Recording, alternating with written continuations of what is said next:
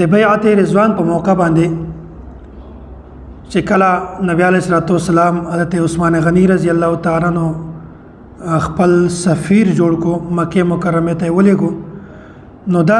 امام ترمذی رحمت الله علیه دا روایت د انس بن مالک رضی الله تعالی عنہ دا نقل کوي چې کله دای مکه مکرمه ته ولاړ نبی علیه الصلاۃ والسلام سفیر جوړ کو بیا په یو وخت دا خبره مشهور شوه چې د عثمان غنی رضی الله تعالی عنہ دغه کافرانو شهید بیا په یو وخت نبی علیه الصلاۃ والسلام د صحابه کرامو نه بیعت واخیسته چې پتا سي کې څوک دي چې په دې خبره باندې بیعت کوي چې موږ به د عثمان غنی رضی الله تعالی عنہ بدلا خامخا اخلو نو په دغه وخت کې تقریبا 1400 صحابه کرامو د نبی علیه الصلاۃ والسلام سره په دې خبره باندې بیعت وکړو چې موږ به د عثمان غنی رضی الله تعالی عنہ بدلا خامخا اخلو دا ته بیعت موت هم وایي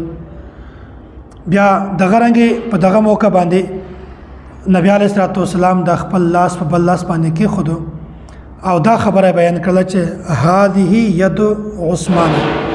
دا لاس د عثمان غنی رضی الله تعالی عنہ د طرف نه ده نو په دغه وخت کې تقریبا 1400 صحابه کرامو په دې خبره باندې د نبی علیه الصلاۃ والسلام سره عهد وکړو چې موږ به د عثمان غنی رضی الله تعالی عنہ دغه بدله اخلو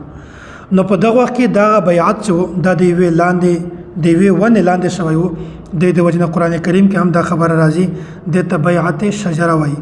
او قران کریم کې الله تعالی فرمای لقد رضي الله عن المؤمنين اذ يبايعونك تحت الشجره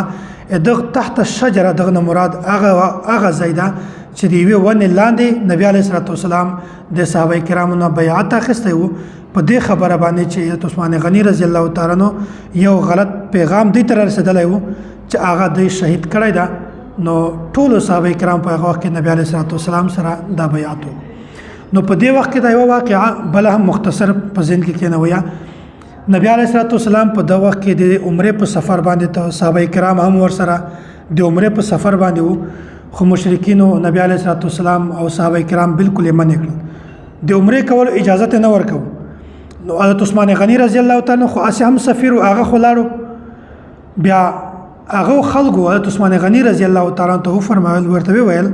وای کچیرته ته طواف کول غواړي کچیرته ته عمره کول غواړي تا ته اجازه ته عمره کولای شي خود ورته ویل وای ترڅو پورې چې د ما پیغمبر رسول الله صلی الله علیه وسلم عمره نه وی کړي تر هغه وخت پورې زه عمره نه کوم ترڅو پورې چې د ما پیغمبر طواف نه وی کړي هغه وخت پورې زه طواف نه کوم نو حضرت عثمان غنی رضی الله تعالی عنہ دا هغه صحابي وو چې نبی علیه الصلاۃ والسلام خپل یو لاس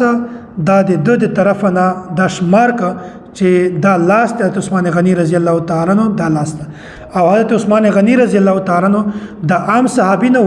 دا هغه صحابي وو چې د ټولو صحابه کرامو د ټول اسلام د طرف نه د یو سفیر یو نماینده د منتخب کو چې په دې باندې ټول مسلمانانو اتفاق کړی دا او حضرت عثمان غنی رضی الله تعالی عنہ دا هغه صحابي وو چې نبی علیه الصلاۃ والسلام خپل دواړه لورانه د دته یکه بعد دیګره په نکاح کې ور کړی وي او عثمان غنی رضی الله تعالی عنہ دا هغه صحابي دا چې په 10 مبشره کړي د تذکره دا نبی علیه الصلاۃ والسلام څو وره د جنت بشارت ور کړی دا نو دا بیعت رضوان دا هغه بیعت توي چې د کله د الله نبی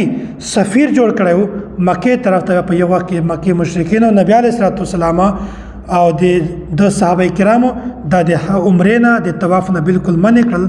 او غلط خبر ورته راغی چې هغه خدای شهید کړی دا نو بیا په یو وخت کې دی ونی لاندې چې کله د بیعت وکړه دا بیعت رضوان وایي نو الله تعالی دې مونږ تاسو په زړونو کې د صحابه کرامو محبت پیدا کړي